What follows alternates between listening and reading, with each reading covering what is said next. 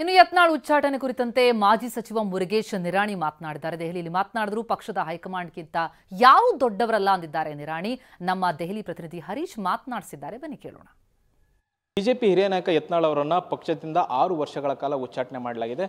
ಇದ್ರ ಬಗ್ಗೆ ಮಾತಾಡಲಿಕ್ಕೆ ನಮ್ಮ ಜೊತೆ ಇದ್ದಾರೆ ಬಿಜೆಪಿಯ ಹಿರಿಯ ನಾಯಕ ಮುರುಗೇಶ್ ನಿರಾಣಿ ಅವರು. ಯತ್ನಾಳ್ ಗೌಡರಿಗೆ ಹೊಸದೇನಲ್ಲ, ಇಂಥದ್ದು ಈಗಾಗಲೇ 2 ಬಾರಿ ಅವ್ರಿಗೆ ಉಚ್ಚಾಟನೆಯನ್ನು ಮಾಡಿ ಮತ್ತೆ ಅವರಿಗೆ ತಿಳುವಳಿಕೆ ಕೊಟ್ಟು ಪಕ್ಷಕ್ಕೆ ತೆಗೆದುಕೊಂಡು ಅವ್ರ ಜವಾಬ್ದಾರಿಯನ್ನು ಕೊಟ್ಟು MLA ಟಿಕೆಟ್ ಕೊಟ್ಟು ಆಸ್ತಿ ಬಂದಿರುವಂಥದ್ದು ಇಡೀ ರಾಜ್ಯಕ್ಕೆ ಗೊತ್ತಿರುವಂಥದ್ದು.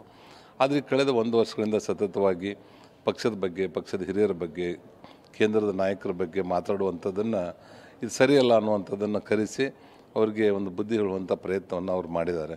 ಆದರೂ ಸಹಿತ ಸುಧಾರಣೆ ಆಗದೇ ಇರೋದ್ರಿಂದ ಮತ್ತು ಅವ್ರು ಕೇಳಿರುವಂಥ ನೋಟಿಸ್ಗೆ ರಿಪ್ಲೈ ಕೊಟ್ಟಿದ್ದರಲ್ಲಿ ಅವ್ರ ಸಮಂಜಸ ಉತ್ತರ ಅದರಲ್ಲಿ ಇಲ್ಲ ಅನ್ನುವಂಥದ್ದನ್ನು ಕಾರಣ ಇಟ್ಟುಕೊಂಡು ಅವರಿಗೆ ಉಚ್ಚಾಟನೆ ಮಾಡಿದ್ದಾರೆ.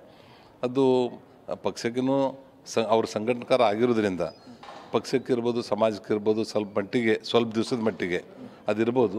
ಮುಂದಿನ ದಿನಮಾನಗಳಲ್ಲಿ ಯಾರೂ ಪಕ್ಷಕ್ಕಿಂತ ದೊಡ್ಡವರಲ್ಲ ಮತ್ತು ಹೈಕಮಾಂಡ್ಗಿಂತಲೂ ಯಾರೂ ದೊಡ್ಡವರಲ್ಲ.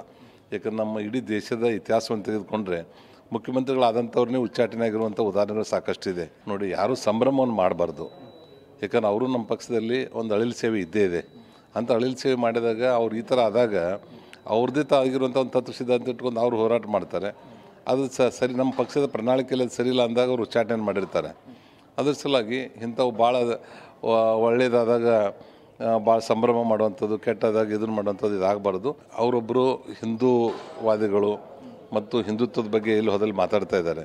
ನಮ್ಮ ಪಕ್ಷದ ಸಿದ್ಧಾಂತನೂ ಸಹಿತ ಒಂದು ಹಿಂದುತ್ವದ ಮೇಲೆ ಇರ್ತಾ ಇರೋದ್ರಿಂದ ಒಂದು ಕೆಟ್ಟ ಕಾಲ ಅಂತೇಳಿ ಹೇಳ್ಬೋದು. ಇದೊಂದು ಬ್ಯಾಡ್ ಟೈಮ್ ಅವ್ರಿಗೆ.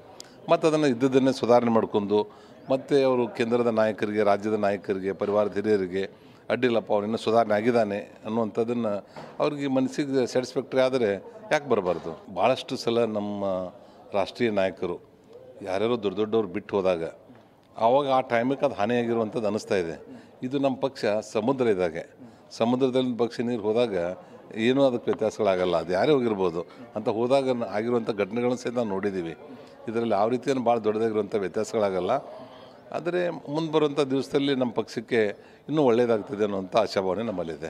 ಯಡಿಯೂರಪ್ಪನವರು ನಮ್ಮ ದೇಶದಲ್ಲಿ, ದಕ್ಷಿಣ ಭಾರತದಲ್ಲಿ ಒಂದು ಸರ್ಕಾರ ತರಲಿಕ್ಕೆ 50 ವರ್ಷಗಳ ಕಾಲ ಸತತವಾಗಿ ಕೆಲಸ ಮಾಡಿರುವಂಥವ್ರು. ನಾನು ಭಾಳಷ್ಟು ಸಲ ಹೇಳ್ತಿರ್ತೇನೆ, ಯಡಿಯೂರಪ್ಪನವ್ರು ಸರಿಸಮಾನವಾದಂಥ ಮಾಸ್ ಲೀಡರ್ ನಮ್ಮ ಕರ್ನಾಟಕದಲ್ಲಿ ಇಲ್ಲ.